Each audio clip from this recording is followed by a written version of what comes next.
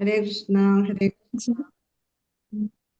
जय राधा माधव जय कुंज बिहारी जय राधा माधव जय कुंज बिहारी जय गोपी जन वल्लभ जय गिरिवरधारी जय गोपी जन वल्लभ जय गिरिवरधारी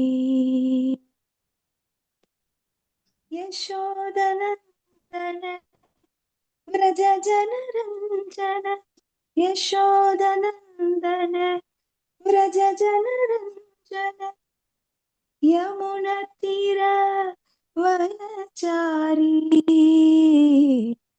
जय कुंज बिहारी जय राधा माधव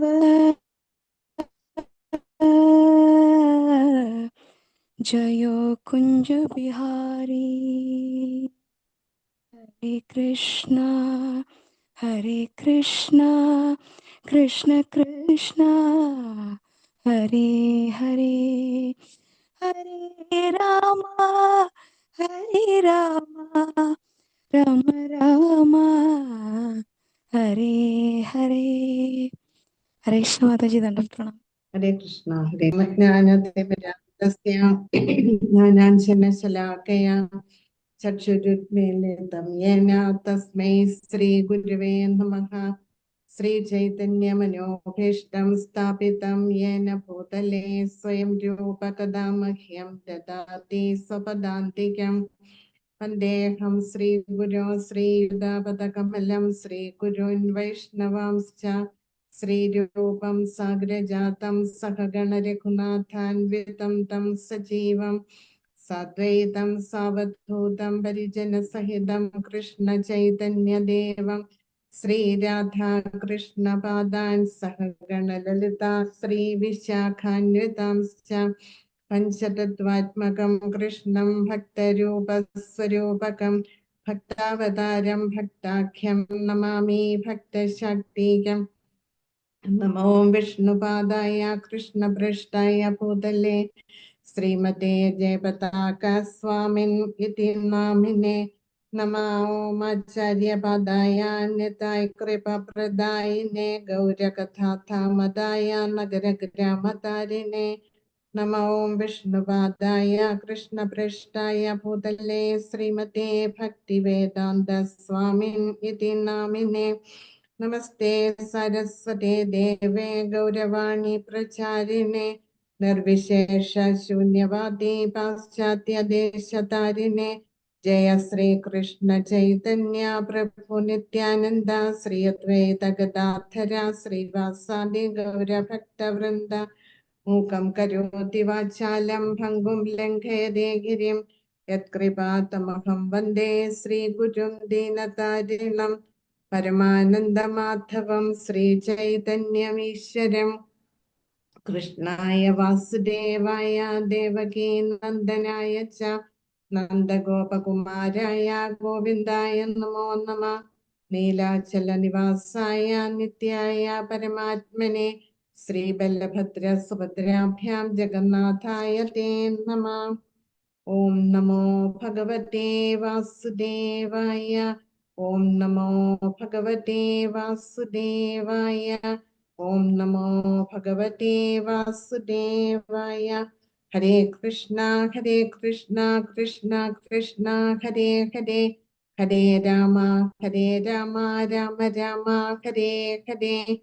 ഹരേ കൃഷ്ണ. നമ്മൾ ഇന്ന് 17-ാം അധ്യായത്തിലേക്ക് കടക്കുകയാണ്. നമ്മൾ 16-ാം അധ്യായം കഴിഞ്ഞ ക്ലാസ്സിൽ തീർന്നിരുന്നു. അപ്പൊ അതിനോടനുബന്ധിച്ചുള്ള ഒരു കഥയുണ്ട്, അതുകൂടി പറഞ്ഞിട്ട് നമുക്ക് അടുത്ത അധ്യായത്തിലേക്ക് കടക്കാം. പിന്നെ ശിവൻ പാർവതിയോട് 16-ാം അധ്യായത്തിന്റെ മഹത്വം പറഞ്ഞു കൊടുക്കുന്നതാണ്. ഗുജറാത്തിലെ സൂററ്റ് എന്ന് പറയുന്ന പട്ടണം അത് പണ്ട് മുതലേ ഉള്ളതാണ്. അവിടെ ഖഡ്ഗബാഹു എന്നൊരു രാജാവാണ് രാജ്യം ഭരിച്ചിരുന്നത്. അപ്പൊ ഇന്ദ്രനെ പോലെ വളരെ പ്രതാപത്തിലാണ് അദ്ദേഹം രാജ്യഭരണം നടത്തിയിരുന്നത്. അദ്ദേഹം ഒരു മതയാനയെ വളർത്തിയിരുന്നു. ആ ആനയുടെ പേര് അരിമർദ്ദൻ എന്നാണ്. അപ്പൊ മതയാനയ്ക്ക് നമുക്കറിയാം അതിലെ മദം പൊട്ടി ഇങ്ങനെ ഒരു ദ്രാവകം ഒലിച്ചുകൊണ്ടേയിരിക്കും. അപ്പം ആ ആന ഒരു ദിവസം അതിനെ കെട്ടിയിട്ടിരുന്ന ചങ്ങല പൊട്ടിച്ച് അതാ ദേഷ്യം കൊണ്ട് അത് അവിടെയെല്ലാം ഓടി നടന്ന രാജാവിന്റെ ഉദ്യാനങ്ങളൊക്കെ നശിപ്പിക്കുകയും അവിടെയുള്ള ആൾക്കാരെയൊക്കെ പേടിപ്പിച്ച് ഓടിക്കുകയും ഒക്കെ ചെയ്തു. അപ്പൊ ആൾക്കാരെ പരിഭ്രാന്തരായിട്ട് നാല് പാട് ഓടുകയാണ്. ആന പിന്നാലെ വരുന്നുണ്ട്. അപ്പൊ അതിനിടയില്ല. അപ്പൊ രാജാവിനോട് ആരോ ചെന്ന് ഈ വിവരം പറഞ്ഞു. അപ്പൊ രാജാവിന് കാട്ടാനകളെ മെരുക്കിയെടുക്കാനുള്ള കഴിവുണ്ടായിരുന്നു. അദ്ദേഹം തന്റെ മകനെയും കൂട്ടിയിട്ട് ആ സ്ഥലത്തേക്ക് ആനയുടെ അടുത്തേക്ക് വരാന് ഒരുങ്ങുകയാണ്. അപ്പോൾ അദ്ദേഹം കണ്ടു ഒരു ബ്രാഹ്മണൻ വളരെ ശാന്തനായിട്ട് കുളി കഴിഞ്ഞിട്ട് ഈ ആനയുടെ അടുത്തേക്ക് നടന്നു പോകുന്നു. ഈ ബ്രാഹ്മണനാണെങ്കിൽ മൗനമായിട്ട് 16-ാം അധ്യായത്തിലെ ശ്ലോകങ്ങളെ ഉരുവിടുന്നുണ്ട്. അദ്ദേഹം ഒരു ഭയവും കൂടാതെ, അപ്പൊ ആൾക്കാരൊക്കെ അദ്ദേഹത്തെ വിലക്കുന്നുണ്ട്. പക്ഷെ ഇതൊന്നും കണക്കിലെടുക്കാതെ അദ്ദേഹം ആനയുടെ അടുത്തേക്ക് നടന്നെടുക്കുകയാണ്. അപ്പൊ അദ്ദേഹം വരുന്നത് ആന കണ്ടു. പക്ഷെ ഇദ്ദേഹം അടുത്തെത്തിയപ്പോൾ വളരെ ശാന്തനായിട്ട് ആന നിൽക്കുകയും ഇദ്ദേഹം പതുക്കെ ആനയുടെ പുറത്തിങ്ങനെ ആനയെ തലോടി അത് ഇത്തിരി കഴിഞ്ഞപ്പോൾ അത് അവിടെ കിടന്നു. വളരെ ശാന്തനായിട്ട് അവിടെ കിടന്നു. അപ്പൊ ഇദ്ദേഹം അതിന്റെ പുറത്ത് തടവി ആ ആന അവിടെ നിന്ന് എഴുന്നേറ്റ് തന്നെ കെട്ടിയിട്ടിരുന്ന സ്ഥലത്തേക്ക് പോവുകയും ചെയ്തു. ഇത് കണ്ടപ്പം രാജാവിനും അവിടെ ഉണ്ടായിരുന്നവരും ഒക്കെ വളരെ അത്ഭുത സ്തബ്ധരായി. എന്താണ് ഇതിന്റെ സീക്രട്ട് എന്നറിയാൻ അവർക്ക് താല്പര്യം. അപ്പൊ രാജാവ് അദ്ദേഹത്തെ വിളിച്ചിട്ട് ചോദിച്ചു, നിങ്ങൾ എങ്ങനെയാണ് ഈ ആനയെ മെരുക്കിയെടുത്തത്?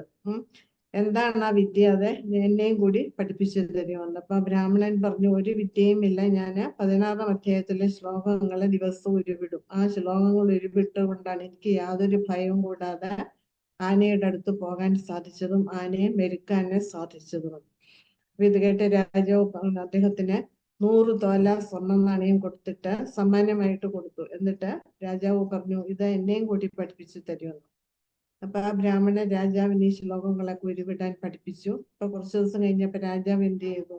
ഈ ആനയുടെ അടുത്ത് വന്ന് ആനയെ അഴിച്ചുവിടാനായിട്ട് ആവശ്യപ്പെട്ടു. ആനയെ അഴിച്ചുവിട്ടു. അപ്പം ആന ആ ദേഷ്യത്തല്ല ഓടിത്തുടങ്ങി. പക്ഷെ രാജാവ് ആനയെ മെരുക്കിയെടുത്തു. അപ്പൊ അതിനുശേഷം രാജാവ് എന്ത് ചെയ്തു? തന്റെ മകനെ രാജ്യത്തിന്റെ അധികാരിയാക്കിയിട്ട് രാജാവ് വനത്തിലേക്ക് പോയി.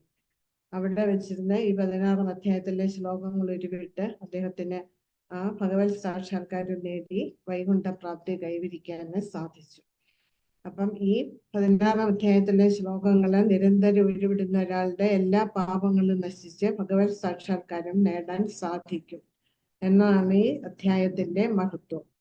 ഇനി നമുക്ക് 17-ാം അധ്യായത്തിലേക്ക് കടക്കാം. നമ്മൾ 16-ാം അധ്യായത്തിൽ കണ്ടു ജീവാത്മാക്കളിൽ 2 തരത്തിലുള്ള സ്വഭാവ സവിശേഷത അല്ലെങ്കിൽ 2 തരത്തിലുള്ള ഗുണങ്ങളുണ്ട്. ദൈവിക ഗുണങ്ങളും ഉണ്ട്, ആസുരിക ഗുണങ്ങളും ഉണ്ട്. ഈ കലിയുഗത്തിലെ ഈ ദൈവിക സ്വഭാവവും ആസുരിക സ്വഭാവവും ഒരേ വ്യക്തിയിൽ തന്നെ കാണപ്പെടുമെന്ന് നമ്മൾ മനസ്സിലാക്കി. അപ്പൊ എല്ലാവരിലും ഉണ്ട് നന്മ തിന്മകൾ. അപ്പം ഈ ദൈവിക ഗുണത്തെക്കുറിച്ച് ഭഗവാൻ 3-4 ശ്ലോകങ്ങളിൽ മാത്രമേ പറയുന്നുള്ളൂ. പക്ഷെ ആസുരിക സ്വഭാവത്തെക്കുറിച്ച് കൂടുതൽ ശ്ലോകങ്ങളിൽ കൂടി നമുക്ക് മനസ്സിലാക്കാൻ സാധിച്ചു. അപ്പൊ ഭഗവാൻ എന്തിനാണ് ആസുരിക സ്വഭാവത്തെ എടുത്തു കാട്ടുന്നത് എന്ന് നമുക്ക് തോന്നിയേക്കാം, ഇല്ലേ? ദൈവിക ഗുണത്തെ വളരെ കുറച്ചേ പറയുന്നുള്ളൂ. പക്ഷേ ഇത് ആസുരിക സ്വഭാവികളോട് ഭഗവാന് പ്രത്യേകിച്ച് ശത്രുതയൊന്നുമില്ല. ഇത് എല്ലാവരിലും ഉള്ളതാണ്. അപ്പൊ നമ്മളുടെ ഉള്ളിലെ കുറവുകൾ മനസ്സിലാക്കി നമ്മളത് തിരുത്തി ആ ദൈവിക ഗുണത്തിൽ എത്തിച്ചേർന്ന് കഴിഞ്ഞാൽ നമുക്ക് ഭക്തി മാർഗത്തിൽ മുന്നോട്ട് പോകാൻ സാധിക്കുമെന്ന് നമ്മളെ പഠിപ്പിക്കുകയാണ് ഭഗവാൻ ചെയ്യുന്നത്. അത് തന്നെയുമല്ല, ആസുര സ്വഭാവികള് തങ്ങളുടെ തെറ്റുകൾ മനസ്സിലാക്കി അത് തിരുത്തി ഭക്തിമാർഗത്തിൽ വന്ന് ആധ്യാത്മിക ഗുരുവിന്റെ ആ സാമീപ്യം അനുഭവിക്കാൻ സാധിച്ചു കഴിഞ്ഞാൽ, അതിന് ഭാഗ്യം സിദ്ധിച്ചാൽ അവർക്ക് സത്വഗുണത്തിലേക്ക് ഉയരാന് സാധിക്കും. അങ്ങനെ ഭക്തിമാർഗത്തിൽ മുന്നോട്ട് പോകാൻ സാധിക്കും. അപ്പൊ ഭഗവാൻ ഈ പറഞ്ഞ കാര്യങ്ങളെയൊക്കെ ത്രിഗുണങ്ങളെ അടിസ്ഥാനമാക്കിയാണ് ഭഗവാൻ ഇതെല്ലാം നമുക്ക് പറഞ്ഞു തരുന്നത്. അപ്പൊ ഇത് ഭഗവാൻ ഇങ്ങനെയാണ് ഒരേ ആശയം പലതരത്തിൽ നമ്മളെ മനസ്സിലാക്കിക്കാൻ ശ്രമിക്കുന്നുണ്ട്. ഈ 17-ാം അധ്യായത്തിൽ ഇത് തന്നെയാണ് നമ്മൾ കാണാൻ പോകുന്നത്. ഇവിടെയും ത്രിഗുണങ്ങളെ ബേസ് ചെയ്തിട്ടാണ് ഭഗവാൻ സംസാരിക്കുന്നത്. അപ്പൊ ഇതില് ശ്രദ്ധയെ കുറിച്ചിട്ടാണ് ഈ അധ്യായത്തില് മനസ്സിലാക്കുന്നത്. ശ്രദ്ധ എന്ന് പറഞ്ഞാൽ എന്താണ്? വിശ്വാസം. മഹാപ്രഭു അങ്ങനെയാണ് പഠിപ്പിച്ചത് നമ്മളെ. ശ്രദ്ധ എന്ന് പറഞ്ഞാൽ വിശ്വാസം, അല്ലെങ്കിൽ അതിന് അഭിരുചി എന്നൊക്കെ നമുക്ക് അർത്ഥം എടുക്കാം. അപ്പൊ നമ്മളുടെ ഉള്ളില് ഭഗവാനോടുള്ള ശ്രദ്ധ, ആഭിമുഖ്യം വരണമെങ്കിൽ അതിനെ സ്വാധീനിക്കുന്ന പല ഘടകങ്ങളും ഉണ്ട്. ആ ഘടകങ്ങളെയൊക്കെ ത്രിഗുണങ്ങളെ അടിസ്ഥാനമാക്കിയാണ് ഭഗവാൻ നമ്മളെ പഠിപ്പിക്കുന്നത്. അപ്പൊ നമുക്കിത് കേൾക്കുമ്പോൾ നമുക്കൊന്നും ഇതൊക്കെ നിസ്സാരമല്ലേ, ഇതെന്താ ഇത്ര ശ്രദ്ധിക്കാനിരിക്കുന്നു എന്ന് നമുക്ക് തോന്നിക്കാം. പക്ഷെ അത് അങ്ങനെയല്ല. ഇത് ഘടകങ്ങളൊന്നും നിസ്സാരമല്ല. നമ്മളിത് നിസ്സാരമായിട്ട് അതിനെ എടുക്കുകയും വേണ്ട. ഇതൊക്കെ നമ്മൾ മനസ്സിലാക്കി നമ്മൾ അതിനനുസരിച്ച് മാറാൻ നമ്മൾ തയ്യാറായില്ലെങ്കിൽ നമുക്ക് ഭക്തിമാർഗത്തില് മുന്നോട്ട് പോകാന് സാധിക്കില്ല. അപ്പം ശ്രീല പ്രഭുപാദര് പറയുന്നുണ്ട്, ഇന്ദ്രിയ നിയന്ത്രണം കൈവരിച്ചവനും അതേപോലെ ദിവ്യജ്ഞാനം അതായത് അതീന്ദ്രിയ ജ്ഞാനം നേടുന്നതിനായിട്ട് ജീവിതം ഒഴിഞ്ഞു വെച്ചവനും ശ്രദ്ധ ഉള്ളവർക്കും, അതായത് ശ്രദ്ധായുക്തനുമായിട്ടുള്ള ഒരു വ്യക്തിക്ക് ആ വ്യക്തി ഈ അതീന്ദ്രിയ ജ്ഞാനം നേടാൻ അർഹനാണ് എന്ന് പറയുന്നുണ്ട്. അപ്പൊ അങ്ങനെ ആ ജ്ഞാനം നേടിക്കഴിഞ്ഞാൽ ആ വ്യക്തിക്ക് അതിവേഗം ശാന്തി കൈവരിക്കാൻ സാധിക്കുമെന്നും ശ്രീല പ്രഭുപാദര് പറയുന്നുണ്ട്. അപ്പൊ നമുക്കറിയാം, ശ്രീമദ് ഭാഗവതത്തിലെ ശ്ലോകമുണ്ട്, കാമോവ സർവകാമോവ മോക്ഷകാമ ഉദാരഥി തീവ്രേണ ഭക്തിയോഗേന യജേത പുരുഷം പര. അതായത് അകാമോവ, അകാമ എന്ന് പറഞ്ഞാൽ എന്താ? ഒരാഗ്രഹങ്ങളും ഇല്ലാത്തവർക്ക്, അതായത് ഭക്തര്. സർവകാമോവ, അതായത് തീവ്രമായിട്ടുള്ള ആഗ്രഹങ്ങൾ, ശക്തമായിട്ടുള്ള ഭൗതിക ആഗ്രഹങ്ങൾ വെച്ച് പുലർത്തുന്നവർക്കും, മോക്ഷകാമോവ, മോക്ഷം ആഗ്രഹിക്കുന്നവർക്കും, കാമോവ സർവകാമോവ മോക്ഷകാമ ഉദാരതി തീവ്രേണ ഭക്തിയോഗേന. അപ്പൊ അങ്ങനെയുള്ളവർക്കെല്ലാം ആരെ ആരാധിച്ചെങ്കിലേ അവർക്ക് അവരുടെ ലക്ഷ്യം പൂർത്തീകരിക്കാൻ സാധിക്കുകയുള്ളൂ. എങ്ങനെയുള്ളവരായിരുന്നാലും ശ്രീകൃഷ്ണ ഭഗവാനെ ആരാധിച്ചെങ്കിൽ മാത്രമേ തങ്ങളുടെ ജീവിത ലക്ഷ്യം പൂർത്തീകരിക്കാന് സാധിക്കുകയുള്ളൂ എന്ന് ശ്രീമദ് ഭാഗവതത്തില് പറയുന്നുണ്ട്. അപ്പം ഏത് ഗുണങ്ങളുള്ളവരായാലും അവർക്ക് രക്ഷപ്പെടണമെന്നുണ്ടെങ്കിൽ ഭഗവാന്റെ ആരാധനയിൽ വരണം. ഭക്തിമാർഗത്തിൽ, ഭഗവത് ഭക്തിമാർഗത്തിൽ വന്ന് ഭക്തിയുടെ സേവനത്തിൽ കൂടി മുന്നോട്ട് പോയെങ്കിലേ നമുക്ക് നമ്മളുടെ ലക്ഷ്യം പൂർത്തീകരിക്കാന് സാധിക്കുള്ളൂ. അപ്പൊ ഈ 17-ാം അധ്യായം എന്ന് പറയുന്നത് ശ്രദ്ധാവിഭാഗങ്ങളാണ്. ശ്ലോകം 1. അർജുന ഉവാച യേ ശാസ്ത്രവിധി ഉത്സൃജ്യ യജന്തേ ശ്രദ്ധയാന്വിതാഃ തേഷാം നിഷ്ഠാതുക കൃഷ്ണ സത്വമാഹോ രജസ്തമഃ. അപ്പൊ ഇവിടെ അർജുനൻ ഇതെല്ലാം കേട്ടിട്ട് അർജുനൻ ചോദിക്കുന്നുണ്ട്, നമ്മൾ കഴിഞ്ഞ അധ്യായത്തിൽ മനസ്സിലാക്കി ശാസ്ത്രവിധികളെ അനുസരിക്കുന്നത് ആരാണ്? ദൈവിക ഗുണമുള്ളവർ, ഇല്ലേ? ശാസ്ത്രങ്ങളെ അനുസരിക്കാത്തവരോ ആസുര സ്വഭാവികളാണ് എന്ന് നമ്മൾ കണ്ടു. അപ്പൊ അതിനെ അടിസ്ഥാനമാക്കിയാണ് അർജുനൻ ഇവിടെ അടുത്ത ചോദ്യം ചോദിക്കുന്നത്. എന്താ അത് ചോദിക്കുന്നത്? അല്ലയോ കൃഷ്ണ, ശാസ്ത്രവിധികളെ ഒന്നും പിന്തുടരാതെ തങ്ങളുടെ സ്വന്തം ഭാവനയനുസരിച്ച് ആരാധന ചെയ്യുന്നവരുടെ സ്ഥിതി എന്താണ്? സത്വരജസ്തമോ ഗുണങ്ങളിൽ ഏതാണ് അവരിൽ കാണപ്പെടുന്നത്? ഇതാണ് അർജുനൻ ചോദിക്കുന്നത്. ഇങ്ങനെയുള്ളവർക്ക്, അവര് ശാസ്ത്രവിധികൾ അവർക്ക് അറിയാം, പക്ഷെ അവര് അറിഞ്ഞിട്ടും അത് അനുസരിക്കാതിരിക്കുകയാണ് ചെയ്യുന്നത്. അവർക്ക് തോന്നിയ പടിയുള്ള ആ വഴി കൂടെയാണ് അവര് പോകുന്നത്. ഇങ്ങനെയുള്ളവരാണ് ആൾ ദൈവങ്ങളെ ആരാധിക്കുന്നതും അവരിൽ വിശ്വാസം ഉറപ്പിക്കുന്നതും ഒക്കെ. അപ്പൊ അങ്ങനെയുള്ളവരുടെ ഭാവി എന്താണ്? അവരതിൽ വിജയിക്കുമോ എന്നാണ് ചോദിക്കുന്നത്. അതുപോലെ ത്രിഗുണങ്ങളിൽ ഏതില്ല, സത്വരജതമോ ഗുണങ്ങളിലെ ഏത് വിഭാഗത്തിലാണ് ഇവർ പെടുന്നത് എന്നാണ് അർജുനന്റെ സംശയം. അപ്പൊ നമ്മള് ഭഗവത്ഗീതയിലെ 2-ാം അധ്യായത്തിൽ നമ്മൾ കണ്ടിട്ടുണ്ട്, വ്യവസായാത്മിക ബുദ്ധി ഏകേഹ കുരുനന്ദന ബഹുശാഖാഹ്യനന്ദാശ്ച ബുദ്ധയോരവ്യവസായിന. അതായത് ഭഗവാനെ ആരാധിക്കുന്നവർ ഒരേ തലത്തിൽപ്പെട്ടവരാണ്. പിന്നാലെ, അതായത് കാര്യസിദ്ധിക്ക് വേണ്ടി അതാത് ദേവി ദേവന്മാരുടെ പിന്നാലെ പരക്കം പായുന്നവരെ അനേകം ശാഖകളോടുകൂടി, അതായത് ഒരു ചാടിക്കൊണ്ടേയിരിക്കും ഒന്നിൽ നിന്ന് അടുത്തതിലേക്ക്. അവിടെ വെച്ചൊന്ന് വിജയിച്ചില്ലെങ്കിൽ അടുത്ത ദൈവത്തിന്റെ അടുത്ത് പോകും. ഇങ്ങനെ ആരെ പിടിച്ചാലാണോ തങ്ങളുടെ കാര്യം സാധിക്കുന്നത്, ഇങ്ങനെ അതിന്റെ പിന്നാലെ പോവുക. അങ്ങനെയുള്ളവരാണ് എന്ന് നമ്മൾ പഠിച്ചിട്ടുണ്ട് 2-ാം അധ്യായത്തിൽ. അപ്പം ശാസ്ത്രവിധികൾ അനുസരിക്കാത്തവർക്ക് പരിപൂർണതയിൽ എത്താനോ തങ്ങളുടെ ലക്ഷ്യം പൂർത്തീകരിക്കാനോ എന്തിന് സുഖം പോലും അനുഭവിക്കാൻ സാധിക്കില്ല എന്ന് നമ്മൾ കഴിഞ്ഞ അധ്യായത്തിൽ നിന്ന് നമ്മൾ മനസ്സിലാക്കിയിട്ടുണ്ട്. അപ്പൊ പൂർണ്ണ വിശ്വാസത്തോടെ ഏതെങ്കിലും ഒരു ആരാധനാക്രമം അനുസരിച്ച് പോരുന്നവർ അവര് ജ്ഞാനിയുടെ തലത്തിലേക്ക് എത്തുകയും അവർക്ക് ശാന്തിയും ക്ഷേമവും പരിപൂർണതയും കൈവരിക്കാൻ സാധിക്കുമെന്ന് 4:39 നമ്മൾ പഠിച്ചിട്ടുണ്ട്. അതുപോലെ തന്നെ 16-ാം അധ്യായത്തിൽ നമ്മൾ പറഞ്ഞു ശാസ്ത്രങ്ങളെ അനുസരിക്കാത്തവർ ആസുര സ്വഭാവികളാണ്, അനുസരിക്കുന്നവര് ദൈവിക ഗുണങ്ങൾ ഉള്ളവരാണ് എന്ന് നമ്മൾ മനസ്സിലാക്കി. അതായത് നമ്മൾ അനാദികാലം മുതലേ നമ്മൾ ത്രിഗുണങ്ങളുമായിട്ട് ബന്ധത്തിലാണ്, ഇല്ലേ? അതുകൊണ്ടാണ് നമുക്ക് വീണ്ടും വീണ്ടും വീണ്ടും ശരീരം എടുക്കേണ്ടി വരുന്നത്. അപ്പോള് നമ്മള് ഈ ജീവാത്മാക്കളിലെ ശ്രദ്ധ എന്ന് പറയുന്നത് 3 തരത്തിലാണ്. സത്വം, രജസ്, തമസ്. ഇതിനനുസരിച്ചിട്ടാണ് ശ്രദ്ധ വരുന്നത്. അതായത് ഈ ശ്രദ്ധ നമുക്ക് കിട്ടുന്നത് എങ്ങനെയാണ്? നമ്മളുടെ മുജ്ജന്മ വാസനകൾ അനുസരിച്ചിട്ടാണ്, നമ്മളുടെ പ്രാരബ്ധം അനുസരിച്ചിട്ടാണ് നമ്മളുടെ ഉള്ളില് ഈ ശ്രദ്ധ ഈ 3 തരത്തിൽ നമ്മളില് ഉണ്ടാവുന്നത്. ഈ 2-ാമത്തെ ശ്ലോകം, ഇതിന് മറുപടി ഭഗവാൻ പറയുകയാണ്. ശ്രീ ഭഗവാൻ ഉവാച ത്രിവിധ ഭവതി ശ്രദ്ധ ദേഹിനാം സാ സ്വഭാവജ സാത്വികി രാജസി ചൈവ താമസി ചേതി താം ശൃണു. അപ്പൊ ഇവിടെ ഭഗവാൻ പറയുന്നുണ്ട്, ശരീരസ്ഥനായ ജീവാത്മാവിന്റെ പൂർവാർജിത പ്രകൃതി ഗുണങ്ങൾക്കനുസരിച്ച് അതിന്റെ വിശ്വാസം സാത്വികമോ രാജസികമോ താമസികമോ ആയിത്തീരുന്നു. ഇതേപ്പറ്റി കേൾക്കൂ. അപ്പം നമ്മളുടെ പൂർവകർമ്മ വാസനകൾക്കനുസരിച്ചിട്ടാണ് നമ്മളുടെ ഉള്ളിലെ സത്വ ഗുണം, രജോ ഗുണം, അതുപോലെ തമോ ഗുണം, ഇതിനനുസരിച്ചിട്ടുള്ള ശ്രദ്ധ അല്ലെങ്കിൽ വിശ്വാസം നമ്മളുടെ ഉണ്ടാവുന്നത്. അപ്പൊ നമ്മൾ ഇതിനനുസരിച്ചിട്ടാണ് നമ്മൾ ഓരോ ദേവി ദേവന്മാരെയും നമ്മൾ ആരാധിക്കുന്നത്. പൊതുവെ നമ്മള് നിർഗുണ തിരുനാമം ജപിക്കുകയും ഭഗവാനെ ആരാധിക്കുകയും ചെയ്യുമ്പോൾ നമ്മൾ നിർഗുണമായിട്ടുള്ള ഭക്തിയാണ്. കാരണം എന്താ? ഭഗവാൻ ത്രിഗുണങ്ങൾക്ക് അതീതനാണ്, ഗുണാതീതനാണ്. ഭഗവാൻ നിർഗുണനാണ്. അപ്പം തിരുനാമം ജപിക്കുക എന്ന് പറഞ്ഞാൽ അവിടെ നിർഗുണ ആരാധനയാണ്. ആ തിരുനാമ ജപത്തിൽ നമ്മൾ ശ്രദ്ധ വെച്ച് അത് ഭക്തിപൂർവ്വം നമ്മൾ ജപിക്കുകയാണെങ്കിൽ നമുക്ക് അതിൻ്റെതായിട്ടുള്ള ഗുണം കൈവരിക്കാന് നമുക്ക് സാധിക്കും. അപ്പം ഈ സത്വഗുണം എന്ന് പറയുന്നത്, സത്വഗുണത്തിലുള്ള ശ്രദ്ധ പൊതുവെ എല്ലാവരിലും ഉണ്ടാകും. പിന്നെ രജോ ഗുണം തമോ ഗുണം എന്ന് പറയുമ്പോൾ രജോ ഗുണികളാണെങ്കിൽ അവര് അതിനനുസരിച്ചിട്ടുള്ള, അതായത് യക്ഷ രാക്ഷസന്മാരെയാണ് അവരെ ആരാധിക്കുന്നത്. അതേസമയം തമോ ഗുണികളാണെങ്കിലോ ഭൂതപ്രേത പിശാചുകളെ ആരാധിക്കും.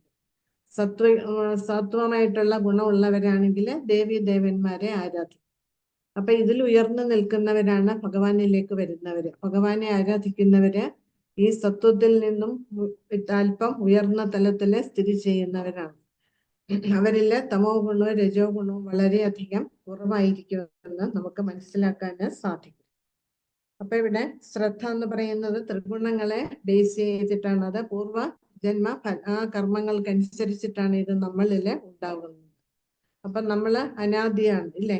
ആ ജന്മം എടുത്തപ്പോൾ മുതൽ തന്നെ നമ്മൾ ത്രിഗുണങ്ങളുടെ ബന്ധനത്തിലായതുകൊണ്ട് നമുക്ക് വീണ്ടും വീണ്ടും വീണ്ടും ശരീരം സ്വീകരിക്കേണ്ടി വരികയാണ് ചെയ്യുന്നത്. അപ്പം ഓരോ ജന്മത്തിലും നമ്മൾ ആർജിക്കുന്ന കർമ്മഫലം അനുഭവിക്കാൻ വേണ്ടി വീണ്ടും നമ്മൾ ജനിക്കുന്നു. വീണ്ടും ആ ജന്മത്തില് നമ്മൾ നേടുന്ന കർമ്മഫലത്തിനനുസരിച്ചിട്ട് നമുക്ക് അടുത്ത ജന്മം കിട്ടുന്നു. ഇതിങ്ങനെ ഈ പ്രോസസ് ഇങ്ങനെ കണ്ടിന്യൂ ചെയ്തു പോവുകയാണ് ചെയ്യുന്നത്.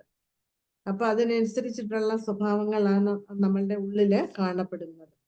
അപ്പം നമ്മള് ആരുമായിട്ടാണ്, ഈ സമൂഹത്തിലാണെങ്കിലും നമ്മൾ എങ്ങനെയുള്ളവരുമായിട്ടാണോ നമ്മൾ ഇടപഴകുന്നത് അതിനനുസരിച്ചിട്ടാണ് നമ്മളുടെ സ്വഭാവ രൂപീകരണം നടക്കുന്നത്. അതുകൊണ്ടാണ് പറയുന്നത് എപ്പോഴും ഭക്തന്മാരുടെ സംഘത്തിൽ ഇരിക്കാൻ ശ്രമിക്കണമെന്ന്. അങ്ങനെ വരുമ്പോൾ നമ്മളുടെ ഉള്ളിൽ എപ്പോഴും ആ ഭഗവത് സ്മരണം നിലനിർത്താൻ നമുക്ക് സാധിക്കും. അത് തന്നെയുമല്ല, നമുക്ക് മറ്റു ഭൗതികമായിട്ടുള്ള കാര്യങ്ങളിൽ നമുക്ക് ആസക്തി കുറഞ്ഞു വരും. അതായത് ഇപ്പൊ ഉദാഹരണം പറയുകയാണെങ്കിൽ ഇരുമ്പ് എന്തിനെയാണ് ആകർഷിക്കുക? കാന്തം, മാഗ്നറ്റിനെ ആകർഷിക്കും, ഇല്ലേ? വളരെ പെട്ടെന്നാണ് ഒരാണി നമ്മൾ മാഗ്നറ്റിന്റെ അടുത്ത് കൊണ്ടുവന്നാൽ വേഗം അത് ചാടിപ്പിടിക്കും. പക്ഷെ നമ്മൾ ആ മാഗ്നറ്റിനെ ഒരു കവർ കൊണ്ട് മൂടുക, എന്നിട്ട് നമ്മൾ ആണി കൊണ്ടുവരും, അത് അട്രാക്ട് ചെയ്യും, ഇല്ലേ?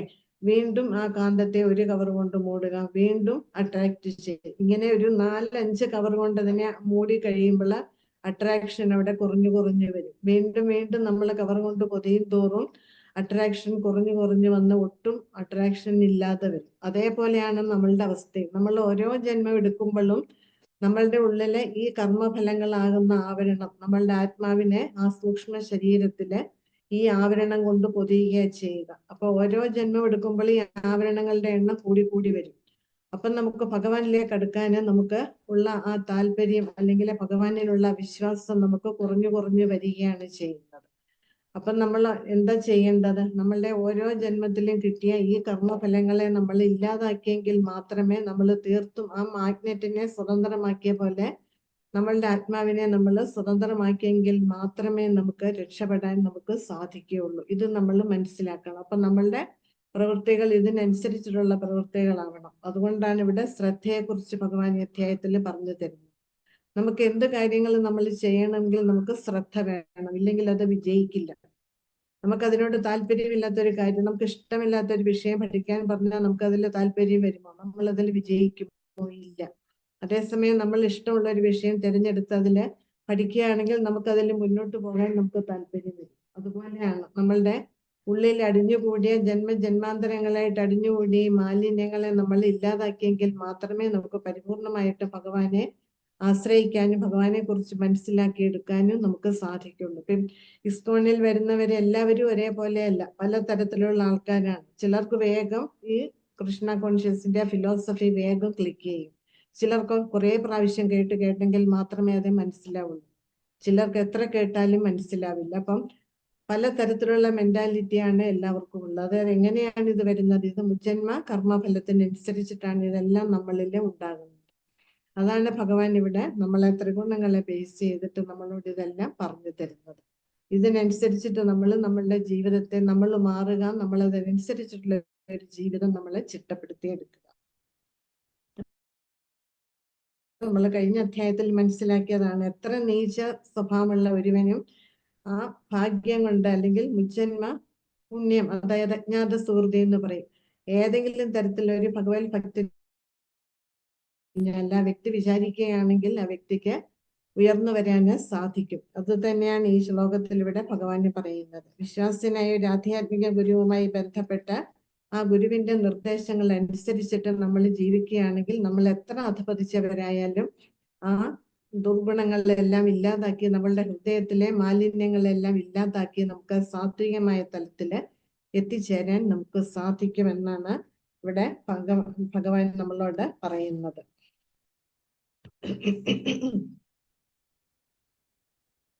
അപ്പം ശാസ്ത്രങ്ങളില് ശ്രദ്ധ വന്നു കഴിഞ്ഞാല് എങ്കിൽ മാത്രമേ നമുക്ക് ഭക്തിമാർഗത്തിൽ ഉയരാൻ സാധിക്കുകയുള്ളൂ. ഭഗവാന്റെ ആരാധനയില് മുന്നോട്ട് പോകാൻ നമുക്ക് സാധിക്കുകയുള്ളൂ. ഇനി മൂന്നാമത്തെ ശ്ലോകം. തത്വാനുരൂപ സർവസ്യ ശ്രദ്ധ ഭവതി ഭാരത ശ്രദ്ധാമയോ അയം പുരുഷോ യോ യശ്രദ്ധ സ ഏവ സ. അപ്പം ഇവിടെ ഭഗവാൻ പറയുന്നുണ്ട്, എല്ലാ ജീവാത്മാക്കൾക്കും എന്തുണ്ട്? ശ്രദ്ധയുണ്ട്, വിശ്വാസമുണ്ട്. അപ്പൊ അവരില് നമ്മളില് അവനവനുള്ള ശ്രദ്ധയ്ക്ക് അല്ലെങ്കിൽ വിശ്വാസത്തിന് അനുസരിച്ചിട്ടാണ് നമ്മളുടെ ആരാധന. എത്രമാത്രം ശക്തമാണ് നമ്മളിലുള്ള വിശ്വാസം അല്ലെങ്കിൽ ശ്രദ്ധ, അതിനനുസരിച്ചിട്ട് നമ്മളുടെ ആരാധനയ്ക്കും ശക്തി കൂടും.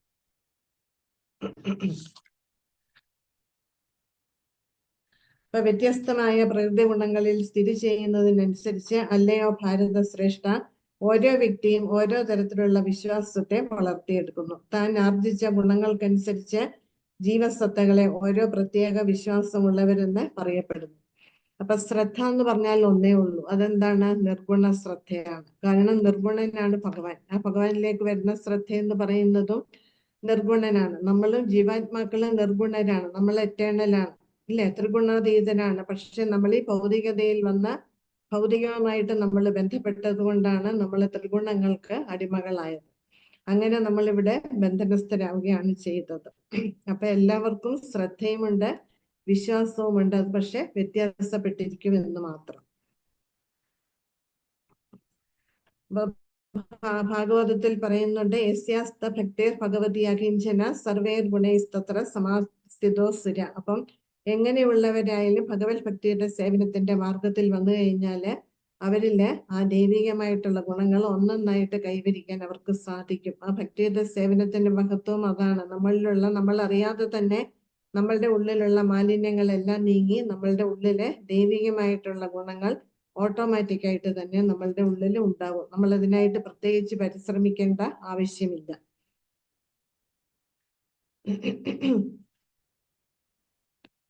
അതേസമയം ഭക്തിയുടെ സേവനത്തിൽ ഏർപ്പെടാത്തവർക്കോ ഈ ഗുണങ്ങളൊന്നും കൈവരിക്കാൻ അവർക്ക് സാധിക്കുകയുമില്ല. അപ്പൊ എല്ലാവർക്കും ഉണ്ട് പ്രത്യേകമായിട്ടുള്ള ഒരു വിശ്വാസം. അത് സാത്വികമാകാം, രാജസമാകാം, താമസികമാകാം. അത് പൂർവ്വജന്മ കർമ്മത്തെ അടിസ്ഥാനമായിരിക്കും ഓരോ വ്യക്തിയിലുമുള്ള വിശ്വാസം എന്ന് പറയുന്നത്. അപ്പൊ ആ ശ്രദ്ധ അനുസരിച്ചിട്ട്, അല്ലെങ്കിൽ തങ്ങളിലുള്ള ഗുണങ്ങൾക്കനുസരിച്ചിട്ടാണ് നമ്മൾ അങ്ങനെയുള്ള ആൾക്കാരുമായിട്ട് നമ്മൾ ഇടപഴകുന്നത്. ഇപ്പം സിഗരറ്റ് വലിക്കുന്ന ആളുമായിട്ട് നമ്മൾ സഹകരിച്ചാല് നമ്മൾക്കും ആ വാസന ഉണ്ടാകും, ഇല്ലേ? കള്ളു കുടിക്കുന്ന ആൾക്കാരുമായിട്ട് ഇടപഴകിയാല് നമുക്കും അതിനുള്ള പ്രേരണ നമ്മളിലുണ്ടാകും. അപ്പൊ നമ്മൾ എങ്ങനെയുള്ള ആൾക്കാരുമായിട്ടാണോ നമ്മൾ സഹകരിക്കുന്നത്, അവരുടെ ആ ദുർഗുണങ്ങള്, നല്ല ഗുണങ്ങൾ നമുക്ക് വേഗം കിട്ടില്ല, ദുർഗുണങ്ങൾ നമ്മൾ വേഗം ഓട്ടോമാറ്റിക്കായിട്ട് നമ്മളുടെ ഉള്ളിൽ അതിനോടുള്ള ഒരു ആഭിമുഖ്യം നമ്മളുടെ ഉള്ളിൽ ഉണ്ടാവും.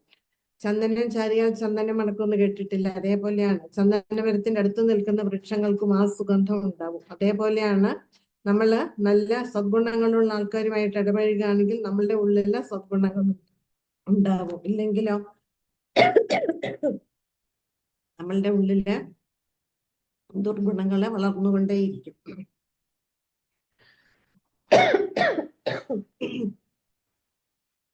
നമ്മള് എല്ലാം ഭഗവാന്റെ അംശമാണ്. നമ്മൾ 15-ാം അധ്യായത്തിൽ കണ്ടു, മമൈവാംശോ ജീവലോകെ ജീവഭൂത സനാതന. നമ്മളെല്ലാം ഭഗവാന്റെ അംശമാണ്. പക്ഷെ നമ്മളെ ഭൗതികമായിട്ടുള്ള ഗുണങ്ങൾക്ക് അടിമപ്പെട്ടത് കൊണ്ടാണ് നമ്മളുടെ ശരിയായ സ്വരൂപം മറന്നുപോയത്, അല്ലെ? അപ്പൊ അങ്ങനെ നമ്മള് ത്രിഗുണങ്ങൾക്ക് വിധേയമായിട്ട് നമ്മൾക്കിവിടെ കഴിയേണ്ടി വരികയാണ് ചെയ്യുന്നത്. അപ്പൊ അങ്ങനെ നമ്മള് ഭൗതികതയ്ക്ക് അടിമപ്പെടുകയാണ് ചെയ്തത്. ഓൾറെഡി നമ്മളുടെ യഥാർത്ഥ സ്വരൂപം എന്ന് പറഞ്ഞാൽ എന്താണ്? നമ്മൾ മൗലികമായിട്ട് നമ്മളുടെ ആത്മാവെന്ന് പറയുന്നത് ഗുണാതീതനാണ്, നിർഗുണനാണ്. അതായത് ഭഗവാൻ ഗുണാതീതനാണ്. അപ്പം നമ്മൾ ജീവാത്മാക്കളും ഗുണാതീതരാണ്. അപ്പം നമ്മളെ ആ ബന്ധം നമ്മൾ ഓർമ്മിക്കണമെങ്കിൽ, ഭഗവാനുമായിട്ടുള്ള ബന്ധം നമ്മൾ ഓർമ്മിക്കണമെങ്കിൽ നമ്മള് മാലിന്യമുക്തമാവണം. നമ്മളുടെ ഹൃദയത്തിൽ അടിഞ്ഞുകൂടിയിരിക്കുന്ന മാലിന്യങ്ങളിൽ നിന്ന് നമ്മൾ മുക്തരെങ്കിൽ മാത്രമേ നമുക്ക് നമ്മളുടെ യഥാർത്ഥ സ്വരൂപം വീണ്ടെടുക്കാൻ നമുക്ക് സാധിക്കുകയുള്ളൂ. അതിന് ഒരേ ഒരു മാർഗമേ ഉള്ളൂ. അതെന്താ? അത് കൃഷ്ണാവബോധം. കൃഷ്ണാവബോധത്തിൽ വന്ന് ഭക്തിയുടെ സേവനത്തിൽ കൂടി നമ്മൾ മുന്നോട്ട് പോയെങ്കിൽ മാത്രമേ നമ്മൾ ആരാണ്, എന്താണ് എന്ന് നമുക്ക് മനസ്സിലാക്കാൻ നമുക്ക് സാധിക്കുള്ളൂ. അങ്ങനെ നമുക്ക് പരിപൂർണതയുടെ തലത്തിൽ എത്തിച്ചേരാൻ നമുക്ക് സാധിക്കും. അല്ലാത്ത പക്ഷമോ, ഇതിൽ വരാത്തവർക്കോ എന്നെന്നും ഈ ത്രിഗുണങ്ങൾക്ക് വിധേയമായിട്ട് ഇവിടെ തന്നെ കഴിച്ചുകൂട്ടേണ്ടി വരുന്നു. അപ്പൊ ശ്രദ്ധ എന്ന് പറഞ്ഞാൽ നമ്മളിത് നിസ്സാരമായിട്ട് എടുക്കേണ്ട വാക്കിന് പല അർത്ഥങ്ങളുണ്ട്. അത് പല രീതിയില് ഭഗവാൻ ഇത് നമുക്ക് ഈ അധ്യായത്തിൽ കാണാം. പല രീതിയിലാണ് ഭഗവാൻ നമ്മളെ പറഞ്ഞ് മനസ്സിലാക്കുന്നത്. അപ്പൊ നമ്മളുടെ ഉള്ളില് ശ്രദ്ധ വരണം, അല്ലെങ്കിൽ വിശ്വാസം വരണമെങ്കിൽ നമ്മളെ സ്വാധീനിക്കുന്ന പല ഘടകങ്ങളും ഉണ്ട്. ആ ഘടകങ്ങളെയൊക്കെ നമ്മളിത് കേൾക്കുമ്പോൾ നമുക്ക് വളരെ നിസ്സാരമായിട്ട് തോന്നിക്കാം. പക്ഷെ അതൊന്നും നിസ്സാരമല്ല. നമ്മളെ എല്ലാ കാര്യത്തിലും നമ്മൾ വളരെയധികം ശ്രദ്ധ പുലർത്തിയില്ലെങ്കിൽ നമുക്ക് ഭഗവാനോടുള്ള ശ്രദ്ധ, ആഭിമുഖ്യം വളർത്തിയെടുക്കാന് നമുക്ക് സാധിക്കില്ല. ഈ ശ്രദ്ധ പൊതുവെ എന്തിൽ നിന്നാണ് വരുന്നത്? സത്വഗുണത്തിൽ നിന്നാണ് ശ്രദ്ധ ഉടലെടുക്കുന്നത്. അപ്പം നമ്മളുടെ ഉള്ള എത്രമാത്രം ശുദ്ധമാകുന്നുമോ അതിനനുസരിച്ചിട്ട് നമ്മളുടെ ശ്രദ്ധയും കൂടുകയാണ് ചെയ്യുന്നത്. അപ്പം നമ്മൾ സത്വഗുണം വളർത്തിയെടുക്കാനാണ് നമ്മൾ ശ്രദ്ധിക്കേണ്ടത്. അപ്പൊ ആ സത്വഗുണം വളരണമെങ്കിൽ നമ്മൾ എന്ത് ചെയ്യണം? ഭക്തന്മാരുടെ സംഘത്തിൽ ഇരിക്കുക, ഭഗവാനെ കുറിച്ച് എപ്പോഴും നമ്മൾ ഭഗവാൻ സ്മരണ നിലനിർത്തുക, ഭഗവാനെ കുറിച്ചുള്ള കാര്യങ്ങൾ ശ്രവിക്കാൻ നമ്മൾ താല്പര്യം കാണിക്കുക, പിന്നെ ശാസ്ത്രങ്ങൾ പഠിക്കുക, മനസ്സിലാക്കുക. ഇതൊക്കെ നമ്മൾ ചെയ്തു കഴിഞ്ഞാല് നമ്മളുടെ ഉള്ളിലെ സത്വഗുണം മുന്നിട്ട് നിൽക്കുന്നു.